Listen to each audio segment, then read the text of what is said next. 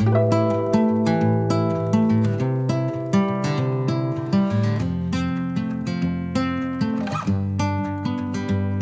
everyone, my name is Nico, and today I want to talk about how you can build your own code coverage tool with no support from the VM except for compiling some methods here and there, and how to make it analyze itself. So hopefully time will be enough to see all this. So the question here is, who uses a code coverage tool somehow? Cool. Cool.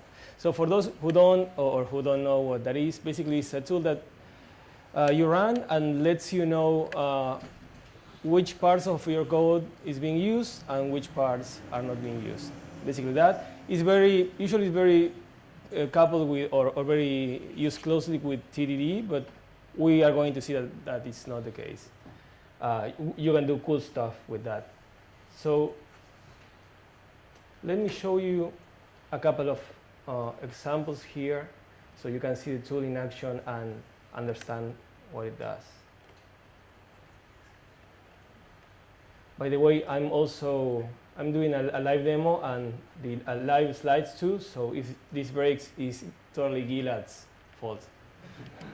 So as you can see, as you can imagine, there are many ways in which you can analyze if code is used or not. The most basic one is if the method is run, then we say that all the code is being used. As you can imagine, this is not very precise. I have an if true statement which will be evaluated and will return early from this method. But if I run the coverage using this criteria, then you get 100%, right? This is what this is how it's implemented in Squeak and in Faro, at least the last time I checked. Can you lower the window so we can see better What happened? Oh yeah, but the title is not that important. Right there, yeah. So yeah, it's good to see very quickly which parts of the code is being used, but not too useful in my opinion. Next one, next step is line coverage. Basically, if a line is executed, it is considered 100% covered. But the problem with that is that if you have many statements in a line, then you'll get 100% again when that might not be true.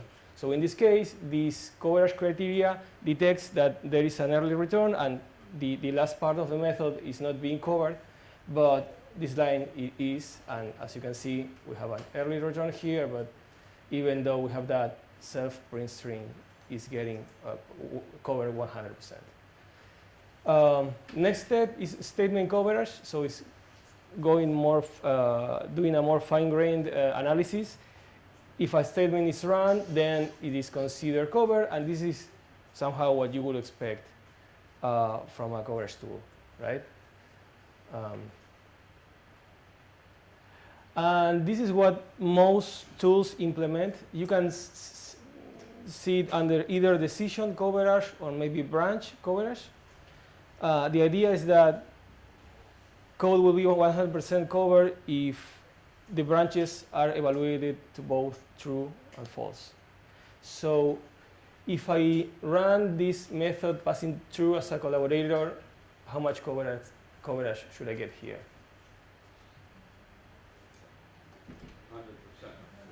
100%, right? Well, not really, because there is an implicit if false branch here, which is not written, right? But code in this case doesn't have the same behavior. We are adding 1 to the result. So this is what you get in most tools out there, is branch coverage. And Maxi shared the other day an article about, I don't know which company was it?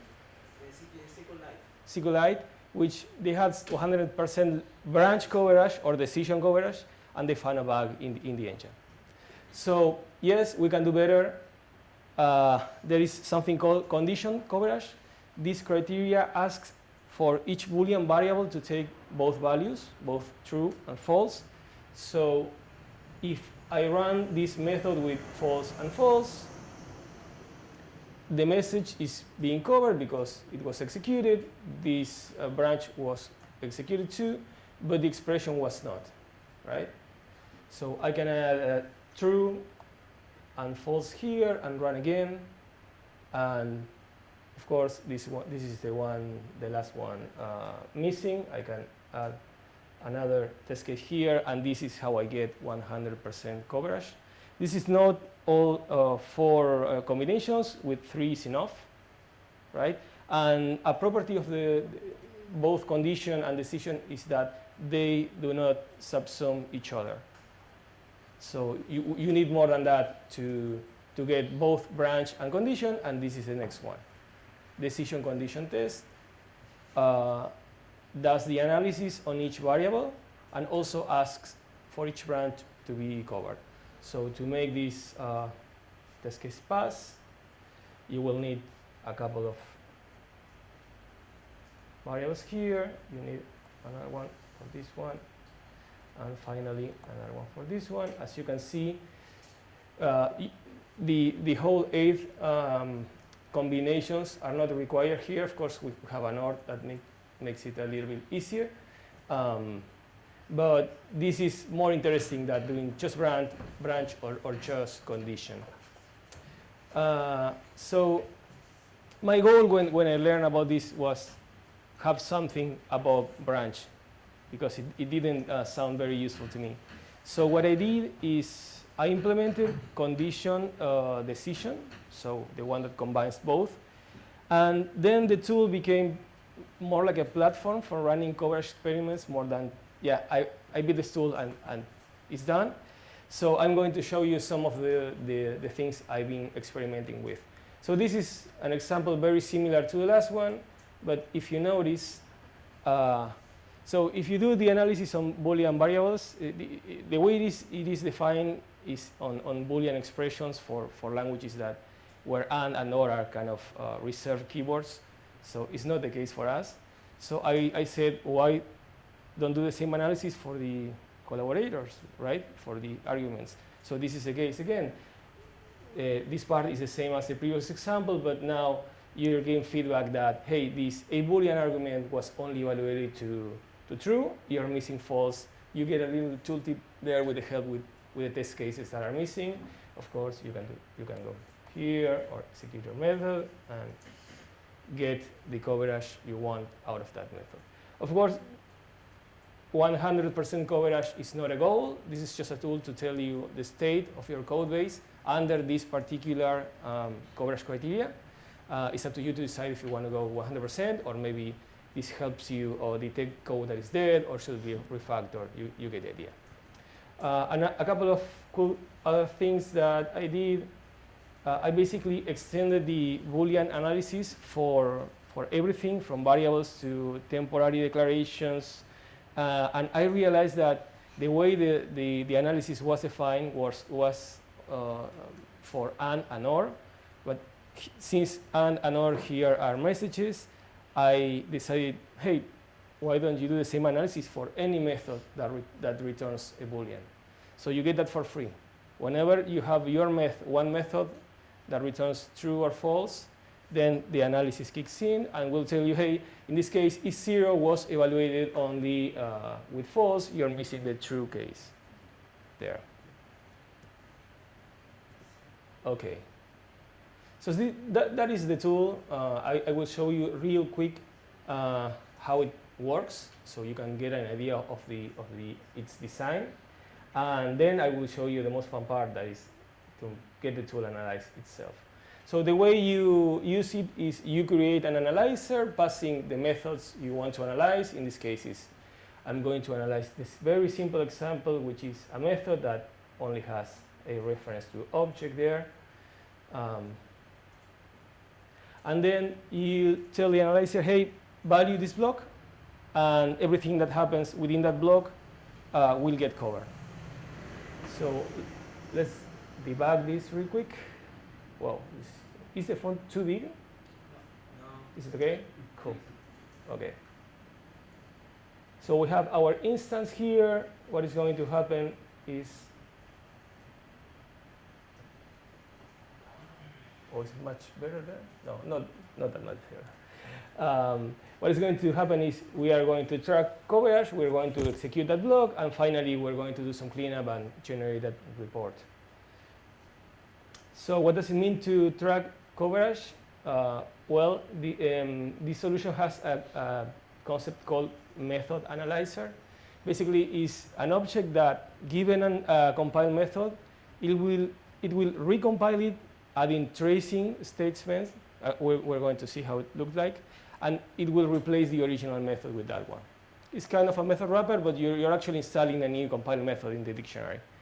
Once you're done, you uninstall, and because this happens silently, no one will find out that what we did there. So yeah. Okay, we're filtering out abstract methods because at least for now it doesn't make much sense to analyze them. And here we are telling the analyzer, hey, install yourself on this method. We create an instance, and installing is just, well, we have to check if it's installed. I'm going to talk about this later. In this case, it is not. So what we are going to do is we are going to generate this trace compile method. I'm not going to show the whole process. I'm going to show the final output here. And we're going to install it in the method dictionary. Okay, we're done here. We have to keep track of how many times we install that method. Okay, and then we are going to register a report builder there. Basically, this trace method is going to emit events each time a parser node is executed. So it's up to you to just plug the object you want for collecting the data.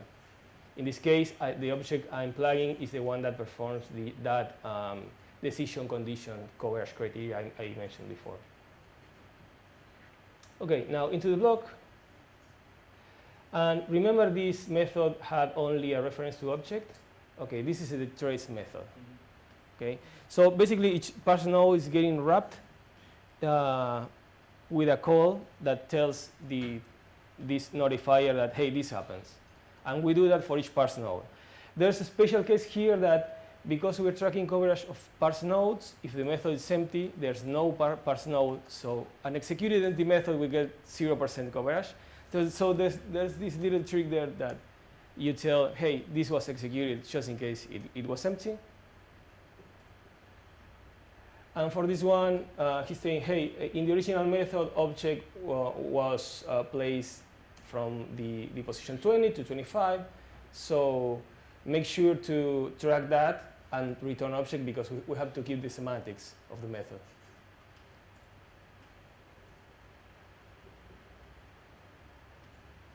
This object is just an object that broadcasts the changes. What's interesting is which kind of object you plug here to the analysis. All the examples I showed before was the same solution. The only thing that changed was that I plug a different coverage criteria for method, for line, for statements, and so on. Finally, some cleanup. We have to uninstall the things we install. We need to generate the report, and we're done. That's all. So the way it looks is something like this. You get a browser that is just the same as a regular browser. You get things painted in green when they are covered, painted in red when they are not covered. By the way, if there is any question, just stop me and feel free to ask the question right away. All right. So to recap about the architecture, we have the analyzer, we have the object that generates and installs the trace methods, and we have this hierarchy of plugins that you can plug into those trace methods to do the analysis. But I mentioned that coverage is very related to TDD or to testing, but that might not be the case. And here's a cool use I found for coverage. So I developed this little tool, I call this a finder, to quickly find stuff in the image. So let's say I want to understand how that works, right? It's a small tool. You can go and see the package, but if the tool is big, maybe you might get lost or you might not know where to start. So again, I'm going to grab the methods to analyze. In this case, is all the methods in the Finder package. I'm going to create an analyzer with those methods. And I'm going to start the coverage manually. But I'm not going to use the block. Then I'm going to open the Finder. It'll be slow because remember that we're doing a lot of stuff, extra stuff to the methods.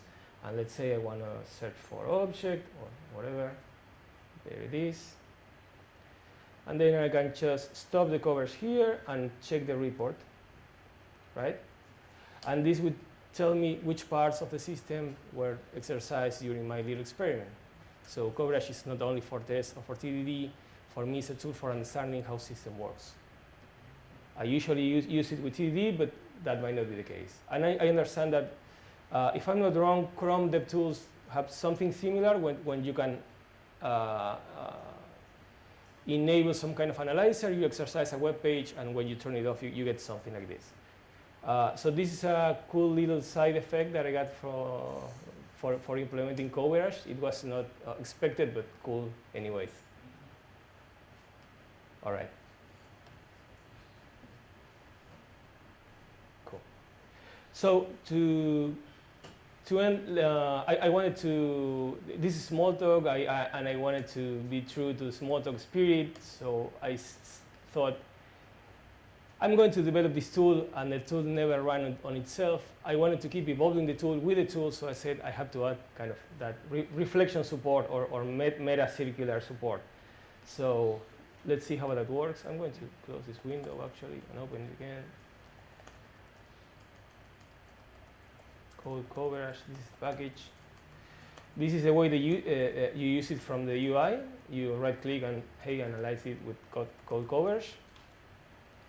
Here you see that those analyzers are being installed and the tests are being run. And finally, you get the coverage for the coverage, right? Let's move this over here. Of course, coverage is low, but that's because I have a lot of UI code that I just hacked to make the tool work. Actually, the tool is about 84%.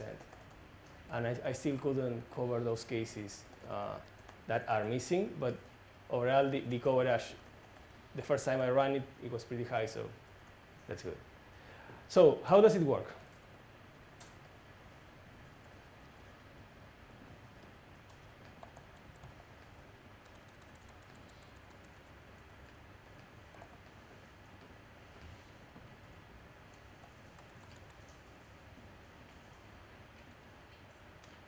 Here. Having big fonts is a problem for presentations. I can't find stuff here.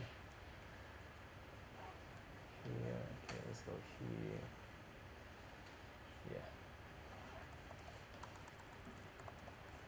So as you can imagine, trying to get the tool to analyze itself is a problem because for most methods it's fine, but for the method that reports coverage, once you add tracing, it will report to itself, and it will report to itself, and the image would crash, and I did it several times.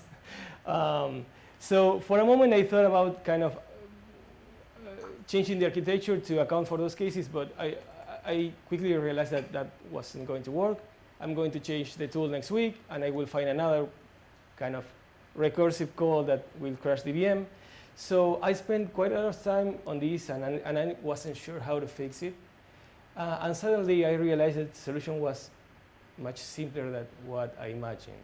So what I decided to do is that I'm going to copy the whole package.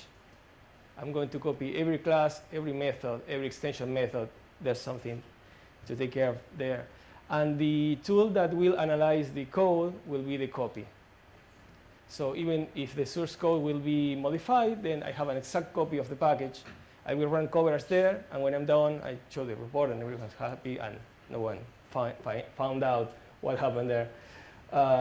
So real quick, I'm not going to show the whole details, but no, that was not the right method. Okay, let's see here. instance creation. So, oops.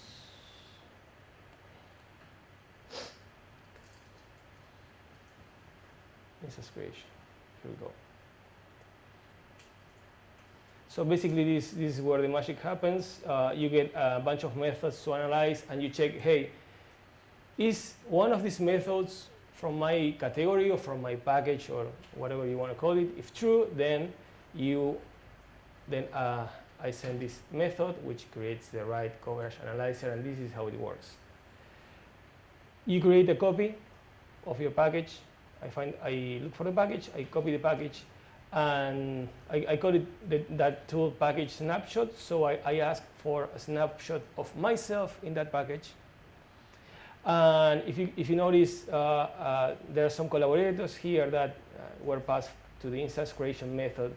So I still have to ask for the snapshots of those classes too.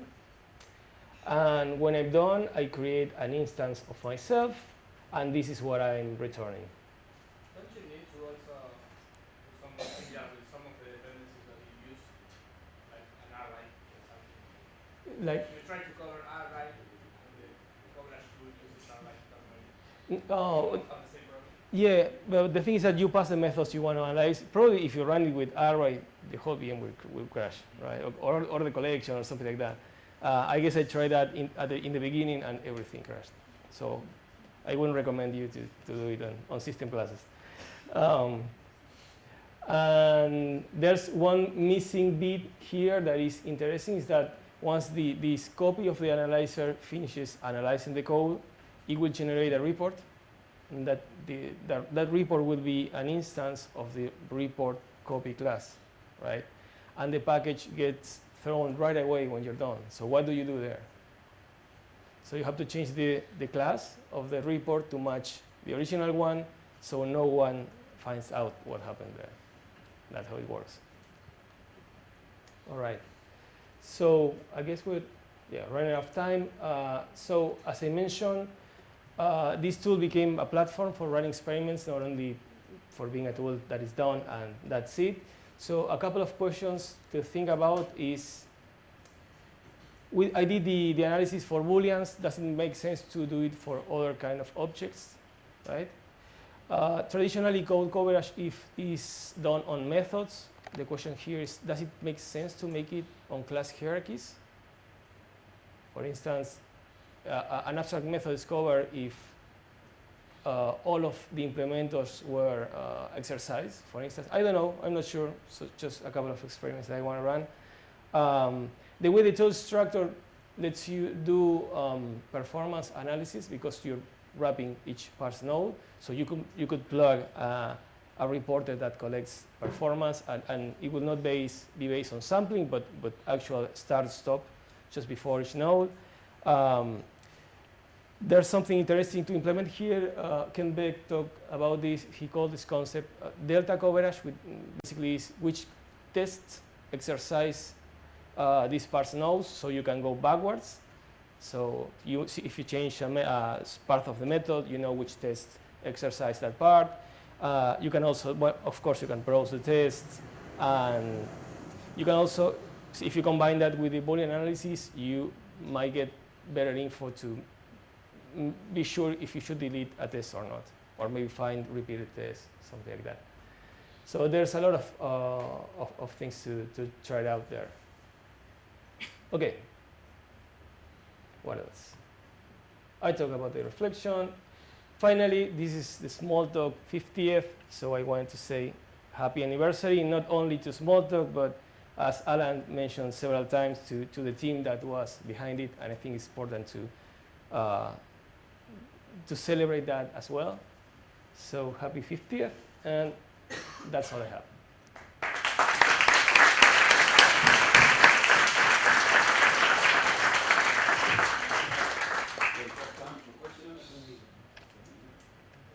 Would it be within the scope of this tool to once all methods from in an abstract method, once all sub methods are called, marked as cover the subclass responsibility method? Yeah, Does it make sense? I don't know if it makes sense. It's one of the experiments I want to try out and see how it works. Something tells me that doesn't make any sense to me, but something tells me it's cheap to try out. Okay. So yeah. And what did you mention about redundant tests? That hey, both tests test the same code. So yeah, so an idea I have is that if you have the info about which test exercise which parse nodes, and you have the info about, let's say, the Boolean coverage, so you know the set of test cases that were exercised, you can find out that two tests exercise the same condition. That is not exactly bad, it's not exactly repeated. If you're doing integration tests, like from outside the system, a lot of tests will exercise the same path. But they're usually on different suits, so we could. Yeah, but you could, if you start from the outside, there's going to be some duplicated test cases for sure. Not probably at the code level, but at the test case level, right? It's just a tool that gives you info. If it's good or bad, it depends on the usage. I think it's worth trying out to see what. Is it already in Quiz? Yes, it's already part of Quiz University. Yeah, so if you don't know it, you should get it there. Remember that from the UI, you'll get it by right-clicking on either tests or packages or classes to get the coverage for those classes. Yeah. Yeah. I am curious about if you can give 1 minute reply or less. How do you implement the part of the method wrapper itself?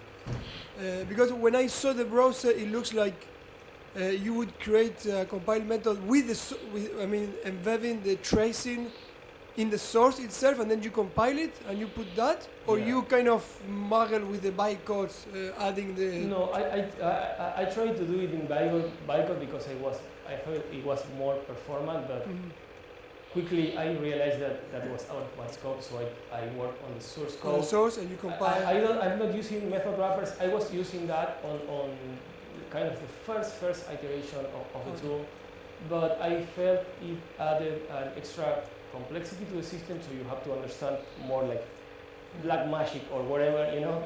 So, and in the end, if you think about it, the only reason I have that wrapper was to avoid compiling things that are not executed. That's the cost of the tool. But you should have a pretty good coverage, so most of the methods will get compiled anyway. So that's why I removed the wrapper. So, if you now browse the versions, I don't know how quiz that, but if you browse the versions it's not there. of the method, it's not there. No, because I'm starting the compile method silently. So with the notify need, whatever. Exactly, yeah. Okay. So no one finds out what happened there. Thank you. The bad thing about that is if the analysis crashes, you will end up with a tangled compile method and you don't have the versions to go back. So you better save your work. Hi, two small questions. The first one is about the scoping of the tool. So you show that you select manually the list of methods that you want to study. So actually that's something that I actually hate in general in Faro too. And in other kind of languages, actually what happens is that you apply the coverage to the entire project or something like that. So you have kind of a granularity that is automatic and you don't have to do anything. So I would like, I don't know if you have some ideas of how can we improve on that. And the second, if you can give some details of how your code rewriting does with primitives. Yeah, that's a really good question. For the first one, I code the tool so it takes as an input the array or the collection of compiled methods, just so I could change that whenever I want. You know, there's a builder that if it selects a package, will take all the methods from the package, or if you select a single system category, will do the same. So if you want to experiment with something different, you just use the protocol to create an instance. You could trace all the methods in the system if you have time. So, or if you're using light typing, maybe you can understand that. Yeah, by light typing. Now, you can trace the project dependencies, and you can include them in the methods to be analyzed. So it's not only a package, but whatever dependencies you have on that. And about the second question was about Primitives. primitives. Yeah. So initially this didn't work for if true, if false, or on any method that has a primitive. So what I'm doing is I am temporarily turning off the compiler optimizations. I get the parse node, and when I compile back, I turn them on. I need that because I need the parse node to be not optimized, so I could change that the way I want, you know. So when you ask for the method node, the optimizations are turned off, so you get the real thing. But primitive is, that's an inline, not primitive. Yeah. Oh, you're right. So Did you run coverage on numbers, for example? I don't think I did. Not at least on integer, but we can try it out right now. Yeah, I like the idea. Yeah, and save the image. Yeah. Thank you very much.